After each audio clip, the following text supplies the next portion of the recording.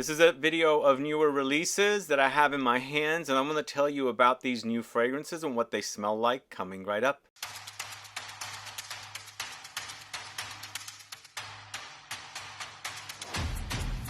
Thanks so much for tuning in. It's Sebastian. You're curious to discover some new fragrances, right?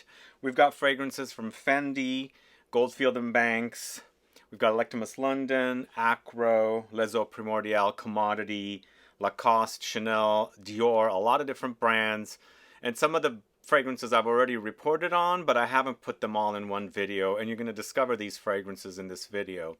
But if you're, interested in discovering something new that has just launched and you want to hear about it, let me know what it is. Put a comment down below. And if you've gotten your nose on something that you really love or hate, also let us know. Put a comment down below as well. But let's go ahead and get started with the list. We're starting off with FENDI, and it's La Baguette. So I did a video on this collection, and the samples were sent to me by Saks Fifth Avenue, who sells these in New York City, and I ended up buying La Baguette, which was my favorite. I'm actually uncertain now that I have the whole bottle. I thought when I tested it out it was a bit more similar to Dior Homme, kind of a DNA, but on skin it's a bit more vegetal, powdery iris rather than the sweetness that I have in fragrances like Dior Homme Intense or Dior Homme Parfum. What are your thoughts about Fendi La Baguette? Let's quickly smell this here on camera once again. I mean, it's an iris. It's not anything that we haven't smelled before, right? It's done in this kind of a style. There's leather here under, and then of course some light sweetness of vanilla. I don't think it's a bad fragrance. I thought it was a bit more similar to Dior Homme DNA. It's not on skin. But this next fragrance from the house of Tom Ford, it's Eau d'Ombre Leather. I actually did a whole video on this one. In fact, after I shot the video, I've worn quite a bit of it. As you can see, I actually really love the DNA of Baby Cat. This does remind me of Baby Cat, by the way. So some of you said it doesn't. I don't understand how it couldn't remind you of Baby Cat. This is so different than the original Ombre Leather. This is more vanillic, and of course, it gives me the reminders of Baby Cat and Vanagloria and fragrances like that created by Dominique Ropian. In fact, this also garners me compliments. I'm quite surprised at that, and I think it's a winner, but again, nothing original. In fact, it's very similar to Baby Cat to me. If you have that, you might not need this.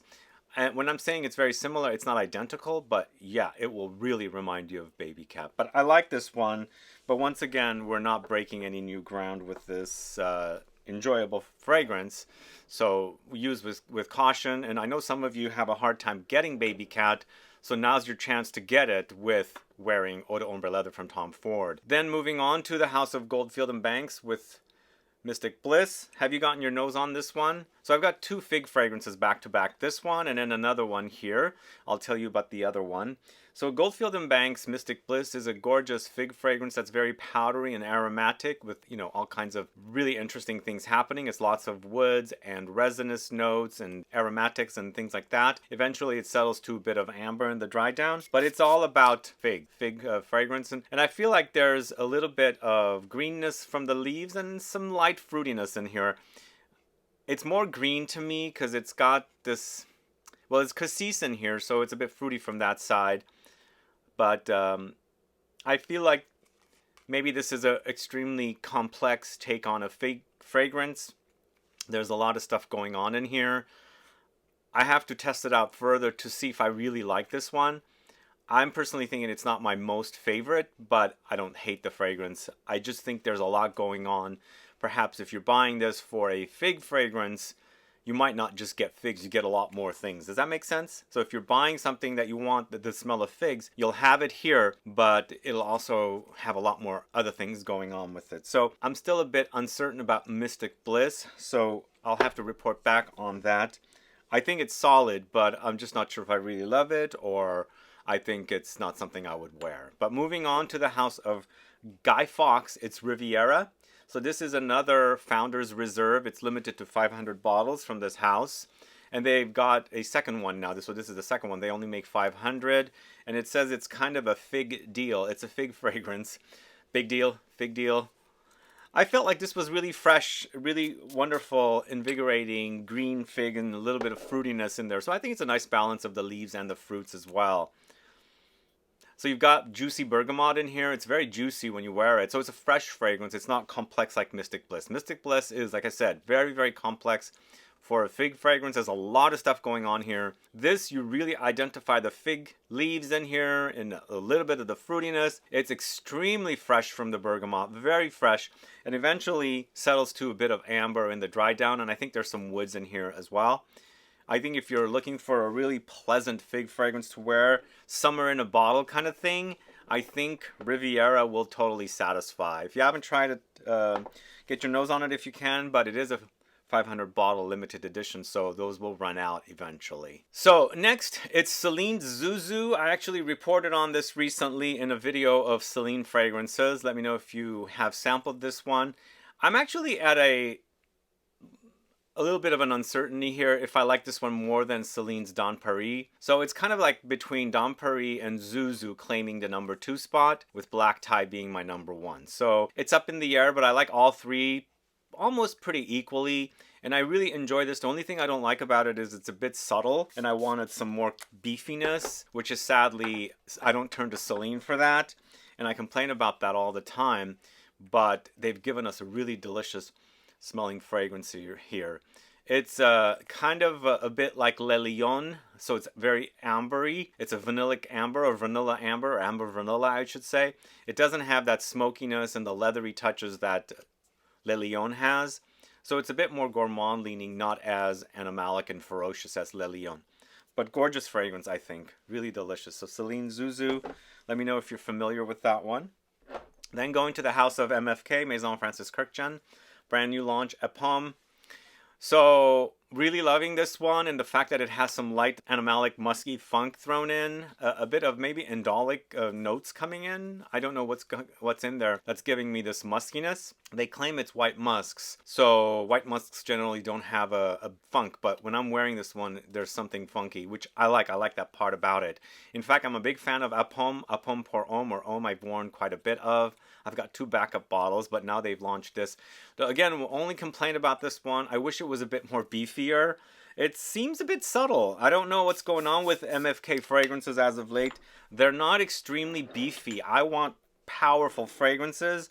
They're just a bit on the subtle side. So I love the smell though. Really, really gorgeous. I'm glad it's back in production, I should say. And also I feel like what they've done is basically combined APOM pour Femme and pour Homme together. I really think this is a great fragrance.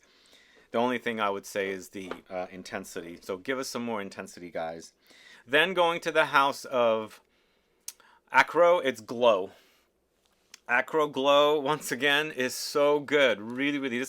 If you haven't caught my video, I think I was a bit underwhelmed with some of the AKRO fragrances as of late, but now they've knocked it out of the park with AKRO's Glow. Glow is really great. It's once again a amber vanilla fragrance, so we've got lots of ambery touches and vanillic touches.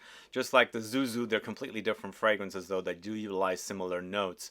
This features notes of vanilla, amber, incense, pink pepper, so it's spicy, it's a bit smoky, and when I wear this one, I get a bit of slight coconutty touches as well, which adds a slight tropical creaminess in there.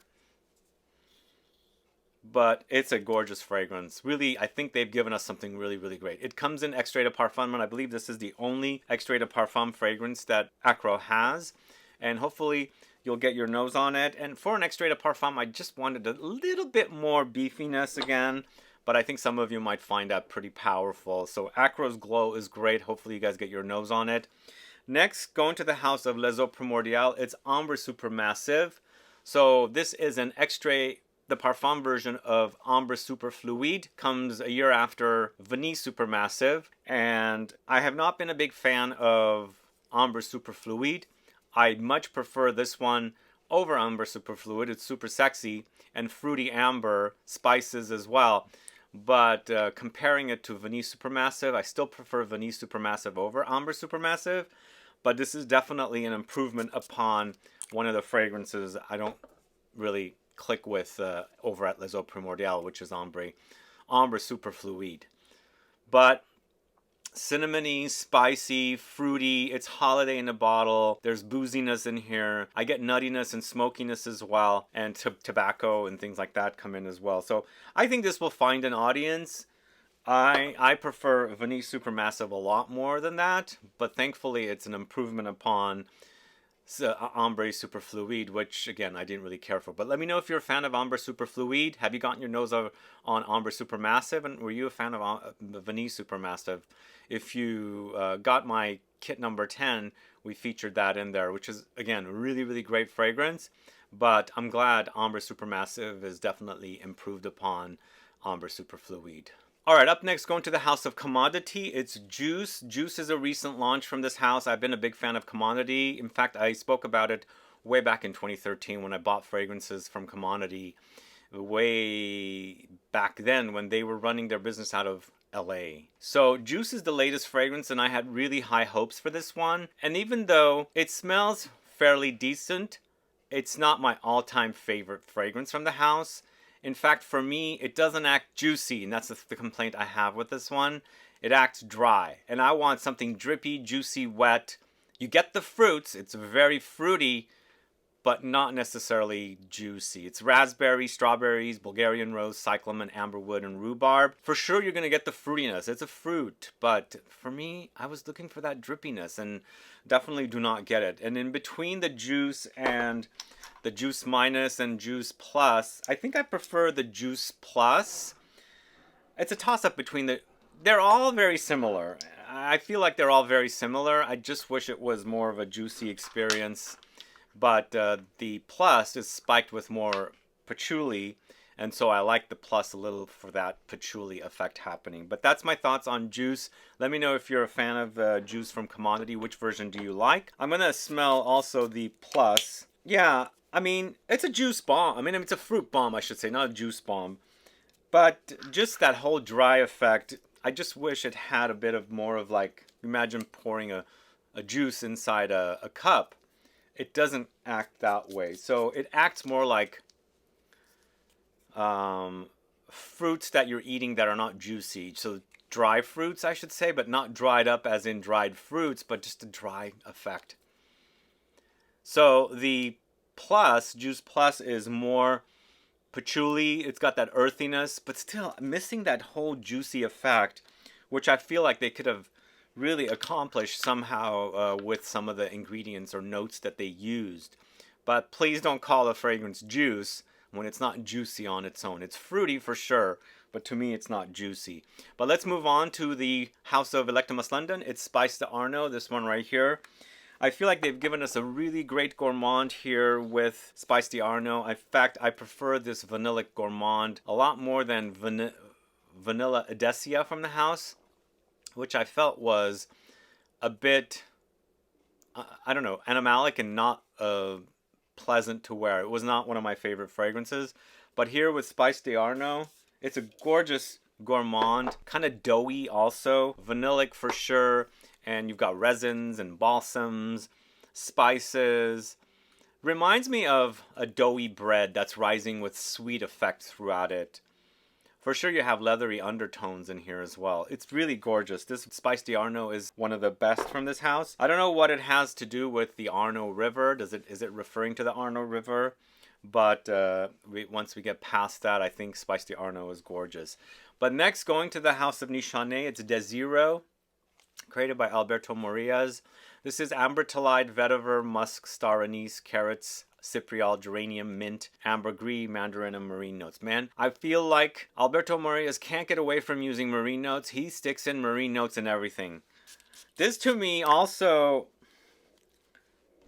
I feel like it has a bit of a Aventus-like effect. Does that happen to you guys?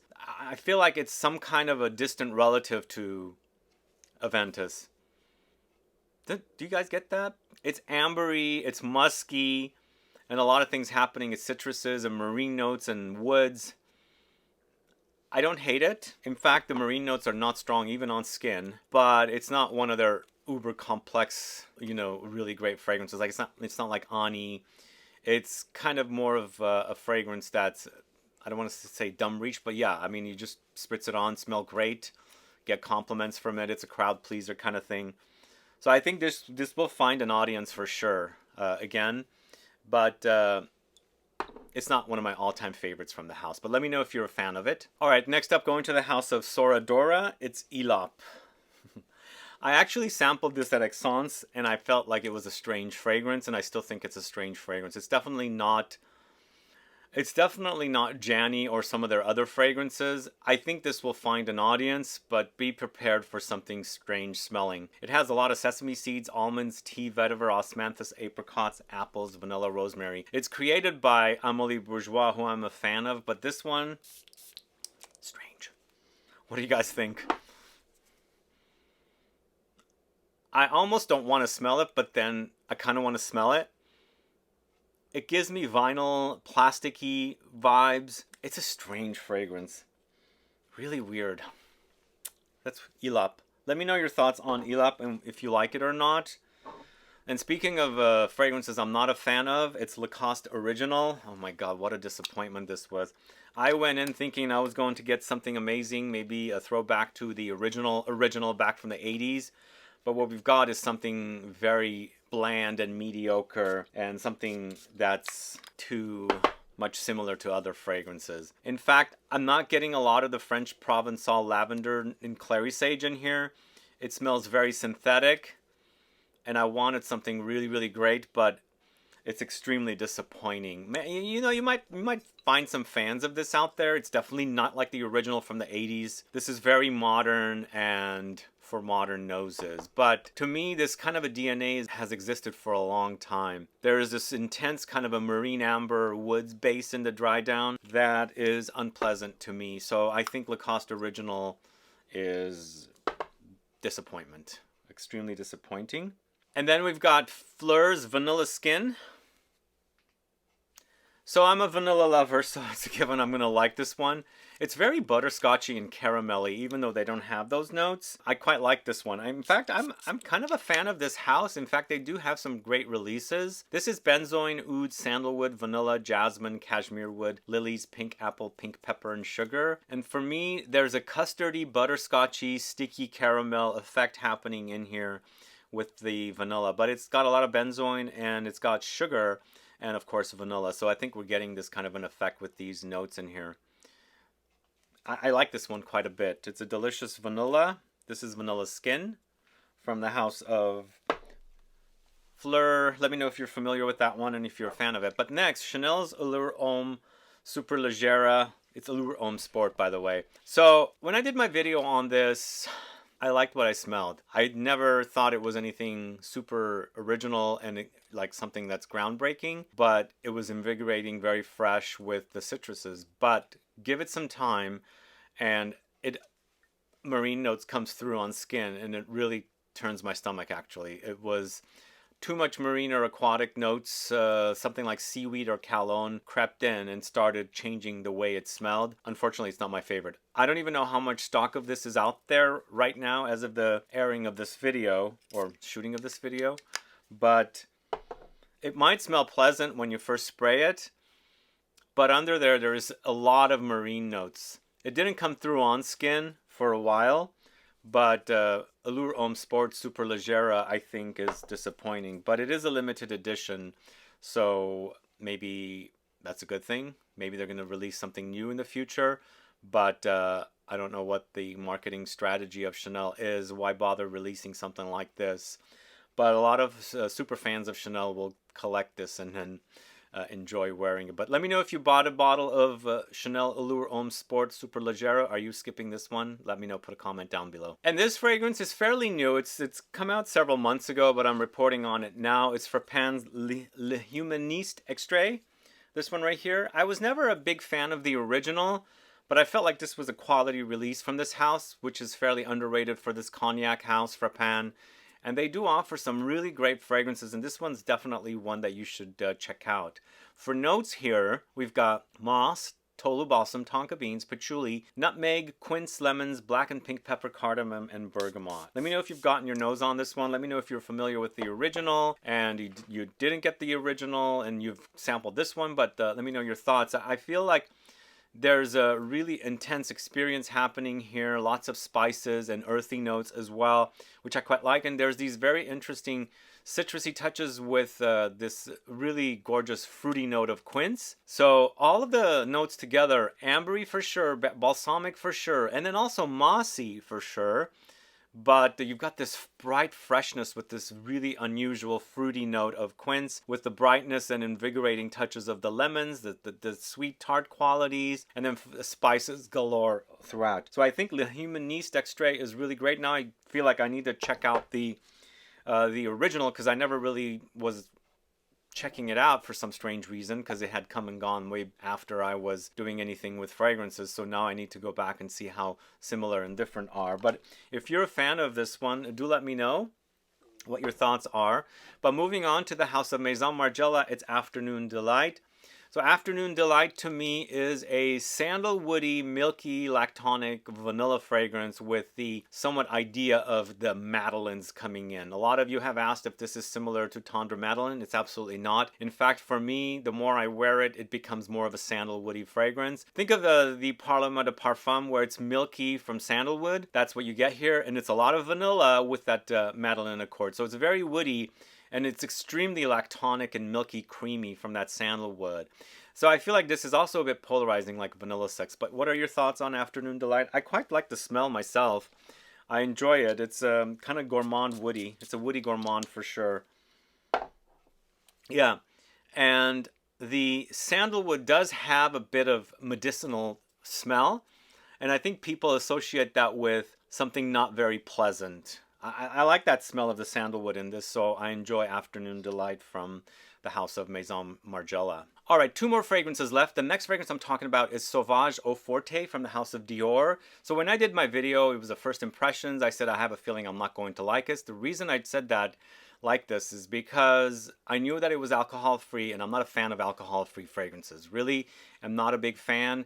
And I had a feeling that it was going to be underwhelming, and that's exactly what happened with it. First of all, it's not a bad smelling fragrance. It's pleasant. It does smell a lot like herbs and spices. Not a lot of citruses. It's fresh and icy, but once I put my nose on it, it was like, okay, this is quite unusual and very herb-like, and something I wouldn't wear, especially since, like I said, it's alcohol-free. So when you have that kind of a milky effect in the bottle, it's, no alcohol in the fragrance. And sure enough, it was very underwhelming. It's a fragrance I will not wear, and it's quite disappointing. It's basically spices, aromatics, and herbs, and, we've got musks and amber as well in the dry down. So very underwhelming. It's a disappointing release, but you might be a fan of it. What are your thoughts? Put a comment down below and let me know. And last but not least, going to end with 54.